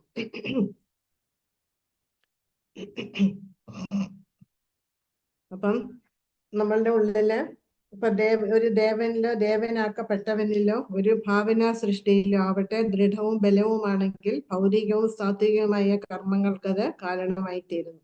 ഇപ്പൊ ധാരാളം ആൾദൈവങ്ങളുണ്ട്. പലരും ആൾദൈവങ്ങളുടെ പിന്നാലെ പോകുന്നവരുണ്ട്. അവർക്ക് എന്തെങ്കിലും, ഇപ്പൊ അർജുനന്റെ ചോദ്യത്തിന്റെ അർത്ഥം അതാണ്. ശാസ്ത്രങ്ങളൊക്കെ അറിയാം അവർക്ക്, പക്ഷെ അവരതെല്ലാം വിട്ടിട്ട് ആൾദൈവങ്ങളുടെ പിന്നാലെ പോവുകയാണ്. അതിൽ പരിപൂർണ വിശ്വാസം ഉറപ്പിക്കുന്നു, അവരെ ആരാധിക്കുന്നു. അങ്ങനെയുള്ളവരുടെ ഗതി എന്താണ്? ഇപ്പൊ ഉദാഹരണം പറഞ്ഞ രാഷ്ട്രീയക്കാര് അവര് പലതരത്തിലുള്ള സ്വാധീന ശക്തി ഉപയോഗിച്ചിട്ട് സാധാരണ ജനങ്ങളെ അവരുടെ കീഴിൽ കൊണ്ടുവരാൻ ശ്രമിക്കുകയാണ് ചെയ്യുന്നത്. സാധാരണക്കാരും അവരെ ദൈവമായിട്ട് കണ്ട് അവരുടെ പിന്നാലെ നടക്കും, ഇല്ലേ? അവർക്ക് പറയുന്ന കാര്യങ്ങളൊക്കെ പോകും. ഇങ്ങനെ പോകുന്നവരുടെ അല്ലെങ്കിൽ ആൾ ദൈവങ്ങളായിട്ട് ചമയുന്നവരുടെ അവസ്ഥ എന്താണ് എന്നാണ് അർജുനൻ ചോദിക്കുന്നത്. അവർക്ക് അവരുടെ ജീവിത ലക്ഷ്യം പൂർത്തീകരിക്കാൻ സാധിക്കുമോ? അവരേത് തലത്തിലാണ് നിലകൊള്ളുന്നത് എന്നാണ് അർജുനന്റെ ചോദ്യം. അപ്പം ഭൗതിക ജീവിതത്തില് നമ്മൾ ഭൗതികമായിട്ട് ചെയ്യുന്ന പ്രവൃത്തികളൊന്നും വിശുദ്ധമല്ല, ഒക്കെ മാലിന്യം കലർന്നതാണ്. കാരണം എന്താണ്? ഭൗതികത എന്ന് പറയുമ്പോൾ ത്രിഗുണങ്ങളെ അടിസ്ഥാനമാക്കിയാണ്. അപ്പൊ ത്രിഗുണങ്ങളിൽ പെട്ടുപോയി കഴിഞ്ഞാൽ നമ്മളുടെ ഉള്ളില് ആ മാലിന്യം കലർന്നുകൊണ്ടേയിരിക്കും, അതിന്റെ അളവ് കൂടിക്കൊണ്ടേയിരിക്കും. അപ്പോൾ മലിനീകൃതമായ ബുദ്ധിയോടെ ഇപ്പം നമ്മൾ എന്തെങ്കിലും ഒരു ദുഃഖമോ നമ്മളുടെ ഉള്ളിലുണ്ടെങ്കിൽ ആ ദുഃഖം നമ്മൾ ചിന്തിച്ചുകൊണ്ടിരിക്കും. ആ സമയത്ത് നമ്മൾ പറയുന്നത്, അല്ലെങ്കിൽ നമുക്ക് ദേഷ്യം വരുന്നു, ദേഷ്യം വരുമ്പോൾ നമ്മൾ ചിന്തിക്കുന്നതും നമ്മൾ ചെയ്യുന്നതും ഒക്കെ ശരിയായിരിക്കുമോ? ഇല്ല. നമ്മളുടെ അവബോധം ശുദ്ധമാണെങ്കിലേ നമ്മളുടെ പ്രവൃത്തിയും ചിന്തകളും ഒക്കെ ശരിയായ രീതിയിൽ പോവുകയുള്ളൂ. അപ്പൊ ഹൃദയത്തില് സാത്വിക ഗുണം നിറഞ്ഞു നിൽക്കുകയാണെങ്കിൽ നമ്മളുടെ വിശ്വാസവും എന്താകും? സാത്വിക. രജോ ഗുണമാണെങ്കിലും നമ്മളുടെ വിശ്വാസം ആ തരത്തിലുള്ളതാകും, തമോ ഗുണമാണെങ്കിലും ആ തരത്തില് ഉള്ളതാകും. അപ്പൊ ഇങ്ങനെ ഈ ലോകത്തിലെ ഇതിനെ അടിസ്ഥാനമാക്കിയിട്ടാണ് വ്യത്യസ്ത മതങ്ങൾ ഉണ്ടാകുന്നത്. അവരവരുടെ ആ ഗുണത്തില് ഉറച്ചു നിന്ന് മുന്നോട്ട് പോവുകയാണ് ചെയ്യുന്നത്. അപ്പം നമ്മളുടെ ഉള്ളിൽ അടിഞ്ഞുകൂടിയിരിക്കുന്ന മാലിന്യങ്ങളുടെ അളവനുസരിച്ചിട്ടാണ് ഈ സത്വരജ തമോ ഗുണങ്ങൾ നമ്മളുടെ ഉള്ളില് കാണപ്പെടുന്നത്. ഇതിനനുസരിച്ചിട്ടാണ് ഓരോരുത്തരുടെയും പെരുമാറ്റം എന്ന് പറയുന്നത്. അപ്പൊ നമ്മളുടെ ഒരാളുടെ പെരുമാറ്റം ഇപ്പൊ നമുക്ക് തന്നെ, ഇപ്പൊ എനിക്കറിയാം എന്റെ തെറ്റുകൾ എന്താണ് എന്ന്. എന്റെ പെരുമാറ്റം, ഞാൻ തന്നെ എന്റെ സംസാരവും പ്രവൃത്തിയും ഞാൻ എന്നെ ശരിയായിട്ട് വീക്ഷിച്ച് മുന്നോട്ട് പോകാൻ സാധിക്കും. അതുപോലെ ഓരോരുത്തർക്കും അങ്ങനെ നമ്മളുടെ തെറ്റുകൾ തിരുത്തി നമുക്ക് എല്ലാവർക്കും ഈ സത്വഗുണത്തിൽ എത്തിച്ചേരാന് നമുക്ക് സാധിക്കും. അതാണ് ഈ ശ്ലോകത്തില് പറയുന്നത്. ഇനി അടുത്ത ശ്ലോകം. യജന്തേ സാത്വിക ദേവാൻ യക്ഷരക്ഷാംസി രാജസാഹ പ്രേതാൻ ഭൂതഗണാം സ്റ്റാന്യേ യജന്തേ താമസാജന. അപ്പൊ ഇവിടെ പറയുന്നുണ്ട്, സാത്വികതയുള്ളവര്, സാത്വികമായിട്ടുള്ള ജനങ്ങൾ എന്താ ചെയ്യുക? അവര് ദേവി ദേവന്മാരെ ആരാധിക്കുന്നു. രാജസ ഗുണങ്ങളുള്ളവരോ യക്ഷന്മാരെയും രാക്ഷസന്മാരെയും ആരാധിക്കുന്നു. തമോ ഗുണികളാണെങ്കിലോ ഭൂതപ്രേത പിശാചുക്കളെ ആരാധിക്കുന്നു എന്നിവിടെ പറയുന്നുണ്ട്. അപ്പം നമ്മളുടെ ഉള്ളിലുള്ള ത്രിഗുണങ്ങളെ ബേസ് ചെയ്തിട്ടാണ് നമ്മളുടെ ഉള്ളില് ശ്രദ്ധ വരുന്നത്. ഇന്നാരെ ആരാധിക്കണം, അതിനുള്ള താല്പര്യം നമ്മളുടെ ഉള്ളില് ഉണ്ടാകുന്നത്. അപ്പം നമ്മളുടെ കർമ്മങ്ങളെ അനുസരിച്ചിട്ടുള്ള ശ്രദ്ധകളെയാണ് ഈ ശ്ലോകത്തില് വിവരിക്കുന്നത്. അതായത് പൂർവ്വ സംസ്കാരത്തിനനുസരിച്ചിട്ടാണ് നമ്മളുടെ ഉള്ളില് ശ്രദ്ധ ഉണ്ടാകുന്നത്. അപ്പം ശ്രദ്ധയ്ക്ക് അനുസൃതമായിട്ടാണ് നമുക്ക് എന്ത് വരുന്നത്? ഈ വിവേക ബുദ്ധി നമ്മളുടെ ഉള്ളില് ഉണ്ടാകുന്നത്.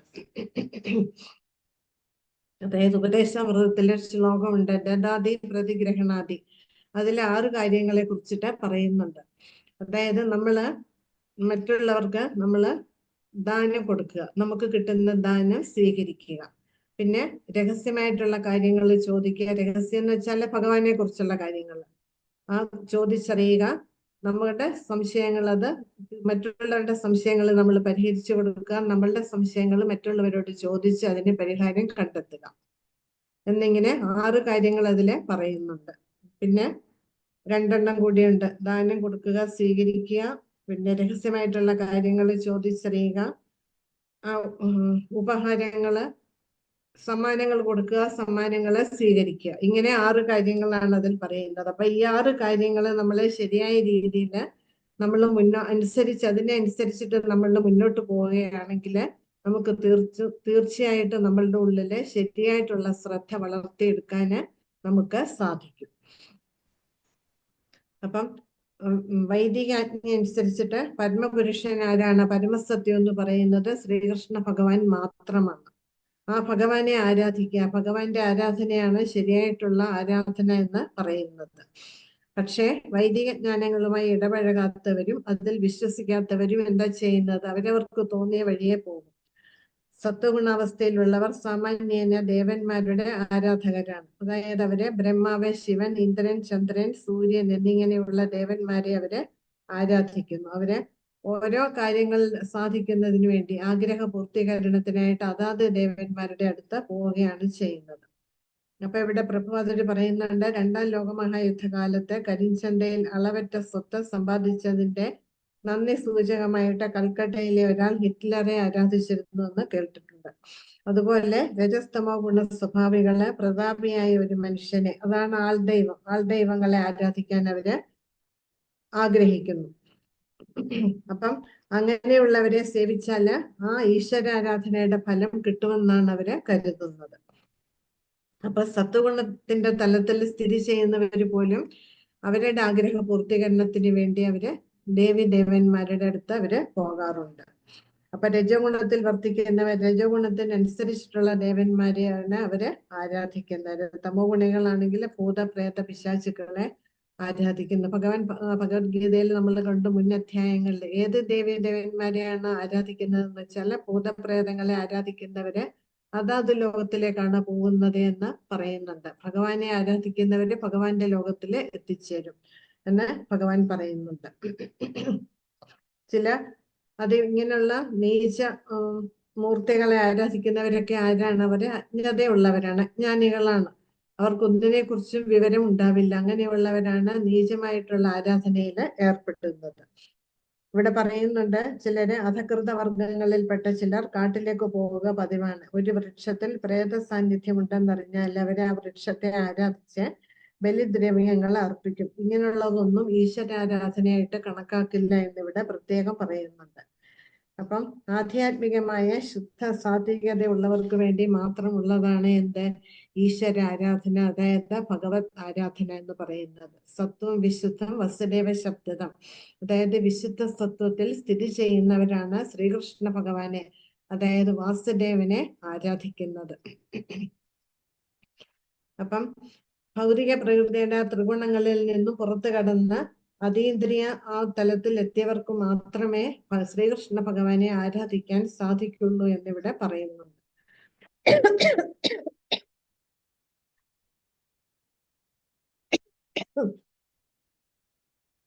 അപ്പൊ ഇവിടെ പറയുന്നു, വ്യക്തിശൂന്യവാദികളും സത്വഗുണസ്ഥര് ആയിരിക്കേണ്ടതാണ്.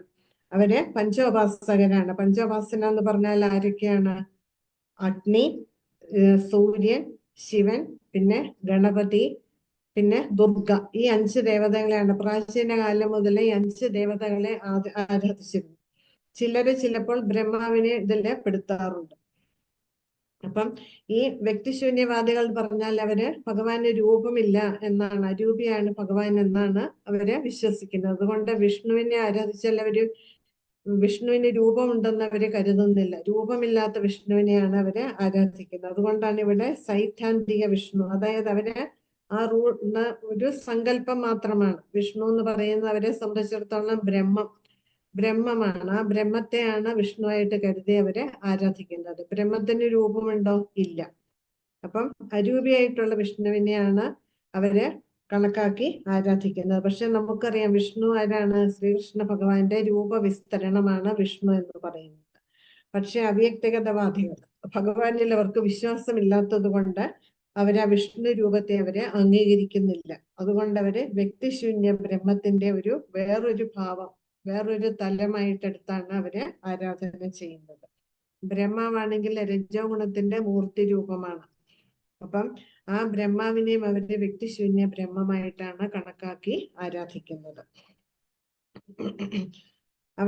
പക്ഷെ അവരാ വ്യക്തിശൂന്യ ബ്രഹ്മത്തിൽ അടിയുറച്ചു നിൽക്കുകയാണ്. അപ്പൊ അവര് എന്തൊക്കെ ആരാധന നടത്തിയാലും ആരെയൊക്കെ ആരാധിച്ചാലും രൂപമില്ലാത്ത ഒന്നിനെയാണ് അവര് ആരാധിക്കുന്നത്. അപ്പൊ അങ്ങനെ യഥാർത്ഥ തത്വം വ്യക്തിശൂന്യ ബ്രഹ്മം മാത്രമാണെന്ന വിശ്വാസത്താൽ എല്ലാ ആരാധനാമൂർത്തികളെയും അവരവസാനം ഉപേക്ഷിക്കുകയാണ് ചെയ്യുന്നത്. എപ്പോഴാണ് ഉപേക്ഷിക്കുന്നത്? അവരുടെ മുമ്പേ പറഞ്ഞ പോലെ അവരുടെ ജീവിതത്തിൽ ഏതെങ്കിലും ഒരു ഭക്തൻ വന്നു പെട്ടുകഴിഞ്ഞാല് ആ ഭക്തന്റെ സംഘം കൊണ്ട് അവർക്ക് മനസ്സിലാകും, നമ്മൾ ഇതേവരെ ചെയ്തതൊക്കെ തെറ്റാണ്, ഇതല്ല ശരിയായിട്ടുള്ള ആരാധന എന്ന് മനസ്സിലാക്കി അവര് ആധ്യാത്മികമായിട്ട് പുരോഗമിക്കാൻ വേണ്ടി ഭക്തരുടെ ഇടയില് ഭക്തന്മാരുടെ സംഘത്തിൽ അവർ വരും. അങ്ങനെ വരാൻ താല്പര്യം കാണിച്ചു തുടങ്ങിയാൽ അവർക്ക് പുരോഗതി പ്രാപിക്കാനുള്ള സമയമായി എന്ന് നമുക്ക് മനസ്സിലാക്കാം. അങ്ങനെ അവര് മുന്നോട്ട് വന്ന് ഭക്തിമാർഗത്തിൽ മുന്നോട്ട് പോയി ത്രിഗുണങ്ങളെ അതിക്രമിച്ച് അവർക്ക് ആ ഉന്നത തലത്തിൽ എത്തിച്ചേരാൻ അവർക്ക് സാധിക്കുന്നു. അപ്പൊ ഇതെല്ലാം അവരുടെ ഏതെങ്കിലും ജന്മത്തെ ഭാഗ്യം കൊണ്ടായിരിക്കാം അവർക്ക് ഇതിനൊക്കെ ഒരു അവസരം കിട്ടുന്നത്. അത് എത്ര നീച ജന്മം എടുത്തവന് എത്ര പ്രാകൃതനായാലും അവരുടെ ഉള്ളിലെ ഏതെങ്കിലും ജന്മത്തിൽ ഏതെങ്കിലും തരത്തിലുള്ള അല്പം പുണ്യമെങ്കിലും ഉണ്ടെങ്കിൽ അവർക്ക് ഇതിനുള്ള ഭാഗ്യം ഏതെങ്കിലും ജന്മത്തിൽ അവർക്ക് കൈവരും. അങ്ങനെ അവർക്ക് ആ ജന്മം സഫലമാക്കാൻ അവർക്ക് സാധിക്കുന്നു. അശാസ്ത്രവിഹിതം ഘോരം തപ്യന്തേ തപോജനാഹ ദംഭാഹങ്കാര സംയുക്ത കാമരാഗബലാന്വിതാഹ കർഷയന്ത ശരീരസ്ഥം ഭൂതഗ്രാമമചേതസഃ മാം ചൈവാന്ത ശരീരസ്ഥം താൻ വിദ്യാസുര നിശ്ചയാൻ. അപ്പം ചിലരാണെങ്കിലോ അഹങ്കാരത്തോടെയാണ്, തങ്ങൾക്കെല്ലാം ഉണ്ട്. ആ ഒരു ദംഭം, ദർഭം, അഹങ്കാരം മറ്റുള്ളവരെ കാണിക്കാൻ വേണ്ടി ആത്മാർത്ഥതയല്ലാണ്ട് ഷോ കാണിക്കാൻ വേണ്ടി ഭഗവത് ആരാധന ചെയ്യുന്നവരുണ്ട്. അതുപോലെ തന്നെ നമ്മളുടെ ശരീരം പഞ്ചഭൂതങ്ങളാൽ നിർമ്മിതമാണ്. ആ പഞ്ചഭൂതങ്ങളെ ആരാധിക്കുന്നവരുണ്ട്. ചിലര് ഭഗവാൻ പറയുന്നു ശരീര അന്തർഭാഗത്തിൽ നമ്മുടെ ശരീരത്തിന്റെ ഉള്ളിൽ സ്ഥിതി ചെയ്യുന്ന പരമാത്മാവിനെയും ആരാധിക്കുന്നു എന്ന് പറയുന്നുണ്ട്. അപ്പം ഈ ശ്ലോകത്തിലെ രാജസികമായിട്ടും താമസികമായിട്ടുള്ള ആരാധനയെ കുറിച്ചിട്ടാണ് പറയുന്നത്.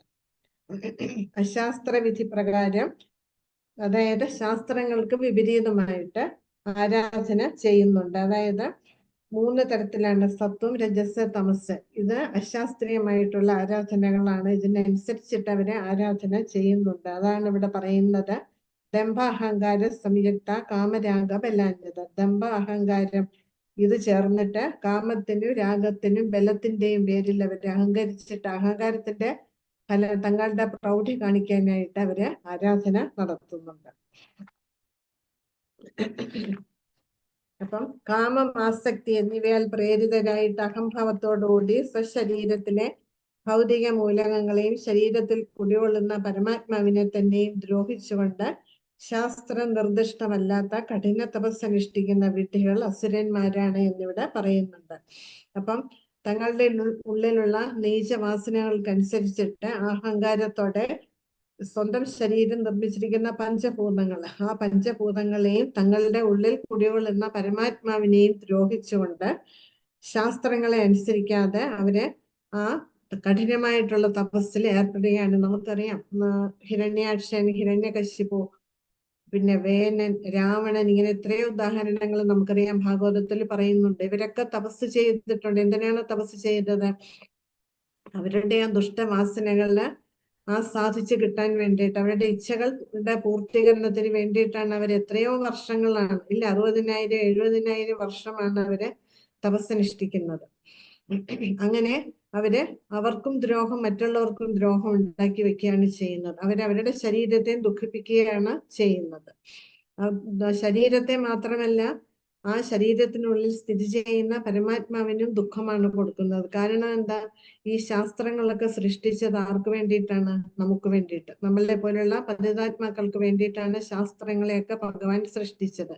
അത് പഠിച്ച് മനസ്സിലാക്കി ഭഗവാനെ മനസ്സിലാക്കി ഭഗവാനെ ആരാധിച്ച് നമ്മൾ നമ്മളുടെ സ്വധാമത്തില് നമ്മളുടെ സ്വന്തം ഭവനത്തിൽ എത്തിച്ചേരണം. അതിനു വേണ്ടിയിട്ടാണ് ഈ ശാസ്ത്രങ്ങളെയൊക്കെ സൃഷ്ടിച്ചത്. പക്ഷെ ഇതൊന്നും അനുസരിക്കാതെ ഇതിനൊക്കെ എതിരായിട്ട് പ്രവർത്തിച്ചു കഴിഞ്ഞാല് ആർക്കാണ് ദുഃഖം വരിക? പരമാത്മാവിന് ദുഃഖം വരും. പരമാത്മാവിന് ദുഃഖം വരുമ്പോ ഭഗവാനും അത് ദുഃഖമായിട്ട് തീരും. എന്റെ മക്കൾ ഇങ്ങനെയാണല്ലോ, നമ്മളുടെ പിതാവ് ഭഗവാനാണ്, ഇല്ലേ?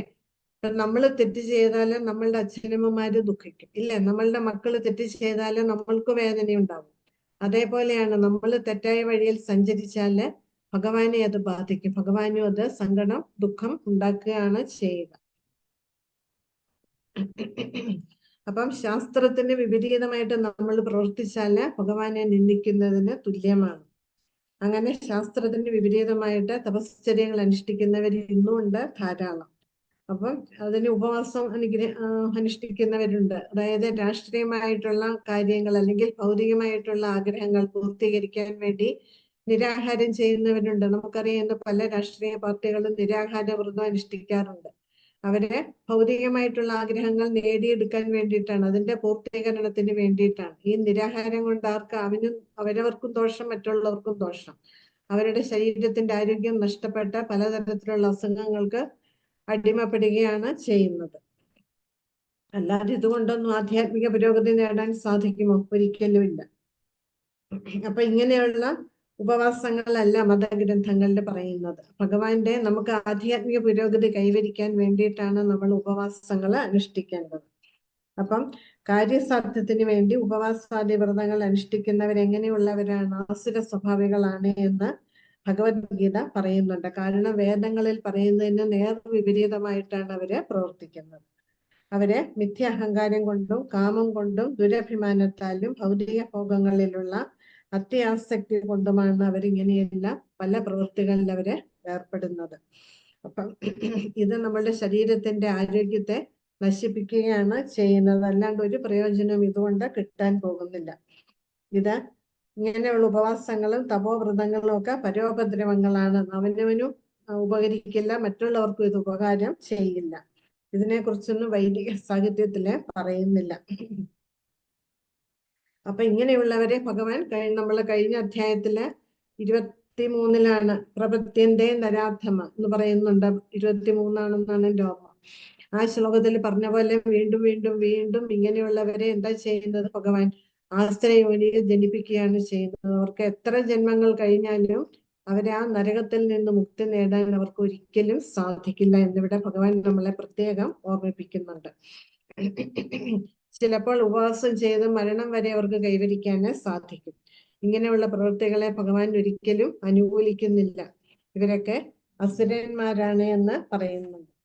അപ്പൊ ഇവിടെ ഘോരം എന്ന് പറയുന്നുണ്ട് ഈ ശ്ലോകത്തിലെ. ഘോരം എന്ന് പറഞ്ഞാല് മറ്റുള്ളവർക്ക് കഷ്ടതകൾ ഉണ്ടാക്കുന്ന തപസ്സുകളിൽ ഏർപ്പെടുക. അതിനെയാണ് ഘോരമായിട്ടുള്ള പ്രവൃത്തികൾ എന്ന് നമ്മൾ പറയില്ല. അത് നമുക്കും ഗുണം ചെയ്യില്ല, മറ്റുള്ളവർക്കും ഉപകരിക്കില്ല അങ്ങനെയുള്ള പ്രവൃത്തികൾ. ബലം എന്ന് പറഞ്ഞാല് ഭഗവാൻ നമുക്ക് നൽകിയിരിക്കുന്ന ശക്തി. അത് നമ്മൾ ആ ശക്തിയെ എന്തിനു ഉപയോഗിക്കുക? നീചമായിട്ടുള്ള ആഗ്രഹങ്ങളുടെ പൂർത്തീകരണത്തിന് വേണ്ടിയിട്ട് നമ്മൾ ഉപയോഗിക്കുക ആ ബലത്തെ, ആ ശക്തി. പിന്നെ ഭൂതഗ്രാമം എന്ന് പറഞ്ഞാല് വ്യർത്ഥമായിട്ടുള്ള നിരർത്ഥകങ്ങളായിട്ടുള്ള ഈ പറഞ്ഞ ഉപവാസങ്ങളെ നിരാഹാരങ്ങളിലൊക്കെ ഏർപ്പെടുക. അതിനാണ്. അതൊക്കെ നമ്മൾ അപരാധമാണ് ചെയ്യുന്നത്. ഭഗവാന് എതിരെയുള്ള അപരാധങ്ങളാണ് അതൊക്കെ. പിന്നെ മാം എന്ന് പറഞ്ഞാല് നമ്മളുടെ ഉള്ളിൽ കുടികൊള്ളുന്ന പരമാത്മാവിനെ അല്ലെങ്കിൽ ഭഗവാനെ ദുഃഖിപ്പിക്കുക. അതാണ് മാം എന്ന് പറഞ്ഞാല്. ഭഗവാനെ നിന്ദിക്കുന്നത് കൊണ്ട്, ഭഗവാൻ പറയുന്നതിന് നേരെ വിപരീതമായിട്ട് പ്രവർത്തിക്കുന്നത് കൊണ്ടുള്ള നമ്മള് ദുഃഖത്തിൽ അല്ലെങ്കിൽ നമ്മൾ ഘോരമായിട്ടുള്ള നരകങ്ങളിൽ നമ്മൾ പതിക്കേണ്ടി വരും. പിന്നെ അചേതസ. അചേതസ എന്ന് പറഞ്ഞാല് ശാസ്ത്രീയ ജ്ഞാനം കൂടാതെയുള്ള ജീവിതം നയിക്കുക. ശാസ്ത്രങ്ങളിൽ പറയുന്നതിന് നേർ വിപരീതമായിട്ട് നമ്മൾ പ്രവർത്തിക്കുക. പിന്നെ ആസുര നിശ്ചയാൻ എന്ന് പറഞ്ഞാല് ആരാണോ വേദങ്ങളെ കുറിച്ച് അറിയാതെ പഠിക്കാൻ തയ്യാറാവാത്തത്, അങ്ങനെയുള്ളവരാണ് ആസുര നിശ്ചയാൻ എന്ന് പറയുന്നത്. അപ്പം ഈ പറഞ്ഞ ഗുണങ്ങളുള്ളവരൊക്കെ എവിടെയാണ് പതിക്കുക? ഘോരമായിട്ടുള്ള നരകങ്ങളിലാണ് അവര് എത്തിപ്പെടുക എന്ന് ഭഗവാൻ പറയുന്നുണ്ട്. അപ്പം നമ്മളുടെ മുൻ ശ്ലോകത്തിൽ പറഞ്ഞ പോലെ നമ്മളുടെ സൂക്ഷ്മ ശരീരം എന്ന് പറയുന്നത് മനസ്സ്, ബുദ്ധി, മിഥ്യാഹങ്കാരം ഇവയെ നിർമ്മിതമാണ്. അപ്പം നമ്മളുടെ ഉള്ളില് നമ്മളുടെ ചിന്തകളെ നമ്മൾ എന്താക്കണം? നമ്മള് നല്ല ചിന്തകള്, നമ്മളുടെ അവബോധത്തെ ശരിയായിട്ടുള്ള അവബോധമാക്കി എടുക്കാൻ നമ്മൾ പരിശ്രമിക്കണം. അങ്ങനെയാണെങ്കിൽ നമ്മൾ ഇങ്ങനെയുള്ള കാര്യങ്ങൾ ചെയ്യാൻ അതായത് ശാസ്ത്രങ്ങൾക്കെതിരായിട്ട് നമ്മൾ പ്രവർത്തിക്കാൻ ഒരിക്കലും നമ്മൾ തയ്യാറാവില്ല. അപ്പൊ അങ്ങനെ വരുമ്പോൾ നമ്മളുടെ ശ്രദ്ധ എന്താവും? സാത്വികമായിട്ടുള്ള തലത്തിലേക്ക് ഉയരാൻ നമുക്ക് സാധിക്കും. അപ്പൊ നമ്മള് ഹരേ കൃഷ്ണ മഹാമന്ത്രം ജപിക്കുമ്പോൾ നമ്മള് നിർഗുണാവസ്ഥയിലാണ്, അല്ലെ? അപ്പൊ നമ്മളുടെ ശ്രദ്ധ എന്തിൽ മാത്രമാകണം? നമ്മളുടെ ആ ജപത്തിൽ മാത്രമാവണം നമ്മളുടെ ശ്രദ്ധ. അപ്പം കൃഷ്ണബോധം എന്ന് പറയുന്നത് നമ്മുടെ കൃത്രിമമായിട്ട് നമ്മളുടെ ഉണ്ടാക്കി എടുക്കാൻ പറ്റില്ല. നമ്മളുടെ ഉള്ളില് ഡോർമെന്റഡ് ആണ്. എല്ലാവരിലും ഉണ്ട് കൃഷ്ണബോധം. അത് ജന്മനാ ഉള്ളതാണ്, സഹജമാണ്. പക്ഷെ നമ്മൾ ആ സഹജ വാസന, അത് കൃഷ്ണബോധം എന്ന് പറയുന്നത്, അതിനെ നമ്മൾ വളർത്തിയെടുക്കണം.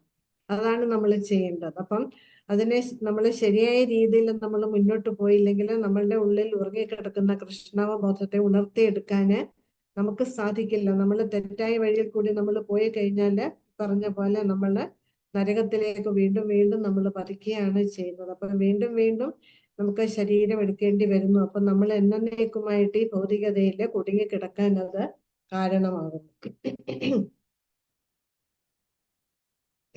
അപ്പൊ ഇവിടെ ഭഗവാൻ പറയുന്നുണ്ട്, അങ്ങനെ ശാസ്ത്രങ്ങളുടെ നിയമങ്ങൾക്ക് വഴങ്ങാതെ സ്വന്തം ഇഷ്ടപ്രകാരം തപസ്സും ഉപവാസങ്ങളും അനുഷ്ഠിക്കുന്നവരുടെ അന്ത്യം എങ്ങനെയാണ്? 16-ാം അധ്യായത്തിൽ നമ്മൾ മനസ്സിലാക്കി, വീണ്ടും വീണ്ടും അവർക്ക് നരകയോനികളിൽ നരകത്തില് പതിക്കേണ്ടി വരുന്നു എന്ന്. ഇവിടെയും അത് തന്നെ ഭഗവാൻ പറയുന്നു. അങ്ങനെയുള്ളവരെ ഭഗവാൻ വീണ്ടും വീണ്ടും ആസുര ഗർഭങ്ങളിൽ തന്നെ പിറക്കാൻ നിർബന്ധിതരാക്കുന്നു. സംസാരേഷു നരാധമാൻ എന്ന് നമ്മൾ 16-ാം അധ്യായത്തിലെ 19-ലാണെന്ന് തോന്നുന്നു, അതിൽ നമ്മൾ മനസ്സിലാക്കിയതാണ്. അതിന്റെ ഫലമായിട്ട് അവർക്ക് പരമപുരുഷനായ ഭഗവാനുമായിട്ട്, അന്ന് ഭഗവാനും നമ്മളും തമ്മിലുള്ള ബന്ധം എന്താണെന്ന് അവർക്ക് മനസ്സിലാക്കാൻ സാധിക്കാതെ വരുന്നു. അങ്ങനെ അജ്ഞതയിൽ അനേകം ജന്മങ്ങൾ അന്ധകാരത്തിൽ അവർക്ക് കഴിയേണ്ടി വരുന്നു. പക്ഷെ ഏതെങ്കിലും തരത്തിൽ ഒരു ആധ്യാത്മിക ആചാര്യന്റെ വൈദിക ജ്ഞാനത്തിന്റെ വഴിക്കുള്ള മാർഗനിർദ്ദേശം ലഭിക്കാൻ ഭാഗ്യമുണ്ടായാൽ അവർക്ക് ഈ ബന്ധനത്തിൽ നിന്ന് മോചനം നേടി തങ്ങളുടെ ലക്ഷ്യം പൂർത്തീകരിക്കാൻ സാധിക്കും. ഇത് ഭഗവാൻ വീണ്ടും വീണ്ടും നമ്മളോട് പറയുന്നുണ്ട്. അപ്പൊ ആധ്യാത്മിക ഗുരുവിന്റെ മഹത്വം നമ്മളുടെ ജീവിതത്തിൽ എത്രമാത്രം വലുതാണെന്നുള്ളത് നമ്മൾ ഓരോരുത്തരും അത് മനസ്സിലാക്കേണ്ടതാണ്.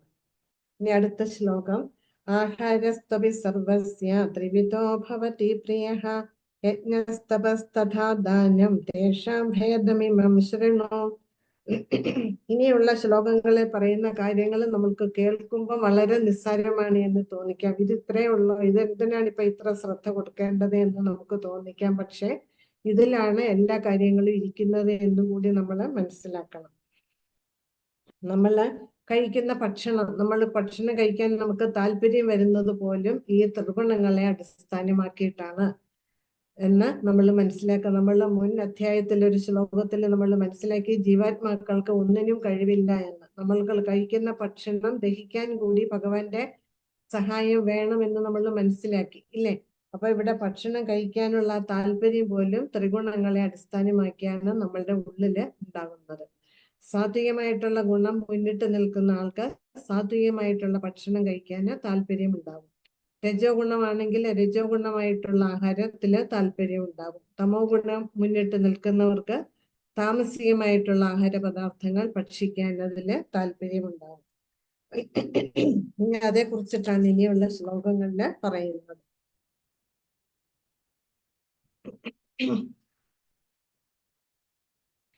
ത്രിഗുണങ്ങളുടെ ഏറ്റക്കുറച്ചിലിനനുസരിച്ചിട്ട് ഭക്ഷണത്തിന്റെ കാര്യത്തിലും യജ്ഞം, ദാന, തപസ് എന്നിവയിലും വ്യത്യാസങ്ങൾ ഉണ്ടാകുന്നു എന്ന് ഭഗവാൻ പറയുന്നുണ്ട്. അപ്പം ആഹാരം, യജ്ഞം, തപസ്, ദാനം, ഈ 4 കാര്യങ്ങളെ കുറിച്ചിട്ടാണ് ഇവിടെ പറയുന്നത്. ഈ 4 കാര്യങ്ങൾക്കും 3 വിഭാഗങ്ങൾ, അതായത് ത്രിഗുണങ്ങൾ ബാധകമാണ് എന്നാണ് ഇതിന്റെ അർത്ഥം. ആഹാരം, പിന്നെ യജ്ഞം, തപസ്, ദാനം, ഈ 4 കാര്യങ്ങൾ ഇത് ത്രിഗുണങ്ങളെ ബേസ് ചെയ്തിട്ടാണ് നമ്മളുടെ ഉള്ളില് കാണപ്പെടുന്നത്. അപ്പം രാജസം, താമസിച്ചിട്ടുള്ള ആഹാരങ്ങൾ നമ്മൾ ഉപേക്ഷിക്കാൻ ശ്രമിക്കുക, അല്ലാതെ ഉപേക്ഷിക്കണം. എന്നിട്ട് സാത്വികമായിട്ടുള്ള ആഹാരം ഭക്ഷിച്ചു കഴിഞ്ഞാൽ ആ ഭക്ഷണമാണ് നമ്മളുടെ സ്വഭാവത്തെ രൂപീകരിക്കുന്നത്. നമ്മൾ ഏത് തരത്തിലുള്ള ഭക്ഷണം കഴിക്കുന്നു അതിനനുസരിച്ചിട്ട് നമ്മളുടെ സ്വഭാവം നിർമ്മലമാകുക, ശുദ്ധമാകുകയാണ് ചെയ്യുന്നത്. അപ്പം സ്വഭാവം ശുദ്ധമാണെങ്കിൽ നമ്മളുടെ ഉള്ളിൽ നല്ല വിചാരങ്ങൾ വരും, നമ്മൾ ചെയ്യുന്നത് നല്ല പ്രവൃത്തികളാകും. അപ്പം നമ്മളുടെ അവബോധവും എന്താകും? ശുദ്ധമാകും. അപ്പം സാത്വികമായിട്ടുള്ള ഭക്ഷണം കഴിക്കാൻ നമ്മൾ പരിശ്രമിക്കണം. അപ്പൊ നമ്മൾ സാത്വിക തലത്തിൽ നമ്മൾക്ക് എത്തിച്ചേരാൻ നമുക്ക് സാധിക്കും. അപ്പൊ അതുകൊണ്ടാണ് പറയുന്നത്, അരി തന്നെ 4-5 തരത്തിലുണ്ട് അരി. അതിലേറ്റവും നല്ല ഇനത്തിൽപ്പെട്ട അരി ഭക്ഷിക്കണം. അതേപോലെ പാലുൽപ്പന്നങ്ങള്, തൈര്, പച്ചക്കറികളെ ഇത് ഭക്ഷിക്കണമെന്ന് ശ്രീല പ്രഭുപാദർ നിഷ്കർഷിക്കുന്നത് അതുകൊണ്ടാണ്. അങ്ങനെയാണെങ്കിൽ നമ്മളുടെ ഉള്ളില് ആ സത്വഗുണം നിലനിർത്തി മുന്നോട്ട് പോകാൻ നമുക്ക് സാധിക്കും. ഇപ്പൊ രജോ ഗുണമുള്ള ഭക്ഷണം എന്ന് പറയുന്നത് ധാരാളം എരിവ്, പുളി, ഉപ്പ്, ചിലർക്ക് ഉപ്പ് ധാരാളം ഇഷ്ടമാണ്, പുളി ഇഷ്ടമാണ്, എരിവ് ഇഷ്ടമാണ്. അതുപോലെ കയ്പുള്ള ഭക്ഷണങ്ങള്, ഇതൊക്കെ കഴിക്കുന്നവര് രജോ ഗുണികളാണ്. മത്സ്യമാംസാദികൾ ഭക്ഷിക്കുന്നത് തമോ ഗുണികളാണ്. അത് നമുക്ക് പറഞ്ഞിട്ടുള്ളതല്ല, അത് മത്സ്യം എന്ന് പറയുന്നത് അങ്ങേയറ്റം തമോ ഗുണിയാണ്. അപ്പൊ അങ്ങനെയുള്ള ഭക്ഷണം കഴിക്കുന്നവര് തമോ ഗുണമായിട്ടുള്ള നീച പ്രവൃത്തികൾ ചെയ്യുന്നതിൽ നമുക്ക് അത്ഭുതമില്ല. അപ്പൊ അവര് തമോ ഗുണികളാണ്. അതുകൊണ്ടാണ് അതിനനുസരിച്ചിട്ടുള്ള പ്രവൃത്തികൾ, മൃഗീയമായിട്ടുള്ള പ്രവൃത്തികൾ ചെയ്യുന്നത് അങ്ങനെയുള്ളവരാണ്.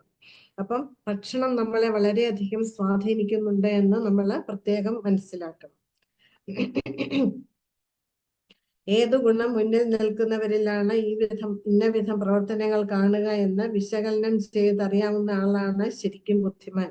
അതുകൊണ്ട് നമ്മൾ ഭക്ഷണം തിരഞ്ഞെടുക്കുന്നത് കണ്ടാൽ നമുക്കറിയാം ആള് ബുദ്ധിയുള്ളവനാണ് അല്ലയോ. ബുദ്ധിയുള്ളവര് സാത്വികമായിട്ടുള്ള ഭക്ഷണം, അധികം മധുരമില്ലാത്തത്, അധികം എരിവില്ലാത്തത്, പുളിയില്ലാത്തത്, ഇതൊക്കെ കുറഞ്ഞ മിതമായ തോതിലുള്ള ഭക്ഷണമാണ് സാത്വികമായിട്ടുള്ള ഭക്ഷണം എന്ന് പറയുന്നത്. അതുപോലെ തന്നെ ഭക്ഷണം ധാരാളം നമ്മൾ വലിച്ചു വാരി കഴിക്കരുത്. ഭക്ഷണത്തിന്റെ ഒരു ലിമിറ്റ് ഉണ്ട്. അമിതമായിട്ട് പ്രസാദമാണെങ്കിലും ഒരു ലിമിറ്റ് വെച്ചിട്ട് നമ്മൾ കഴിക്കാവുള്ളൂ. ആഹാരം കൂടി കഴിഞ്ഞാൽ അത് പ്രസാദമായാലും അത് ഗുണത്തിന് പകരം ദോഷമാണ് ചെയ്യുക. അത് പലതരത്തിലുള്ള അസുഖങ്ങൾക്ക് ഇടയാക്കും. ഭക്ഷണത്തിനോടുള്ള ആസക്തി വർദ്ധിക്കും.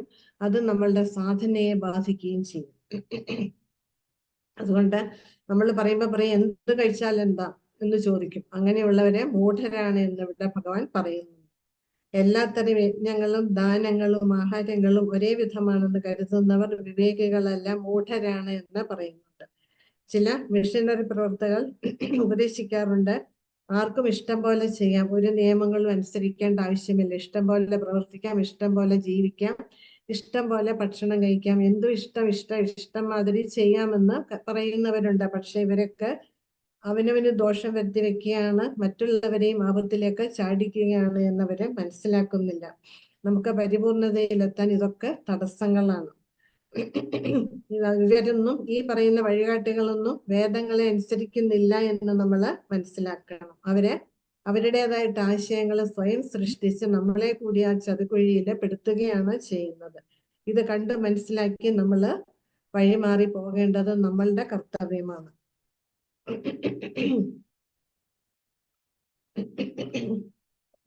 അപ്പം ഈ പറഞ്ഞ പോയിന്റ്സ്, അതായത് ഘോരം, ബലം, ഭൂതഗ്രാമം, മാം, അചേതസ, ആസുര നിശ്ചയാൻ, ഈ പറഞ്ഞ പോയിന്റ്സ് നമ്മൾ മനസ്സിലാക്കി അതിനെക്കുറിച്ചുള്ള ജ്ഞാനം നേടി നമ്മളുടെ ഭക്ഷണം നമ്മൾ മാറ്റി എടുത്തിട്ട് സാത്വികമായിട്ടുള്ള ഭക്ഷണം കഴിക്കാൻ നമ്മൾ ശ്രമിച്ചു കഴിഞ്ഞാല് നമുക്ക് ആധ്യാത്മികമായിട്ട് മുന്നേറാൻ നമുക്ക് സഹായകമാകും എന്നാണ് ഈ ശ്ലോകത്തില് പറയുന്നത്. ഹരേ കൃഷ്ണ. ഇനി ബാക്കി ശ്ലോകം അടുത്ത ക്ലാസ്സിൽ, ഇനി സമയമില്ല. ഹരേ കൃഷ്ണ.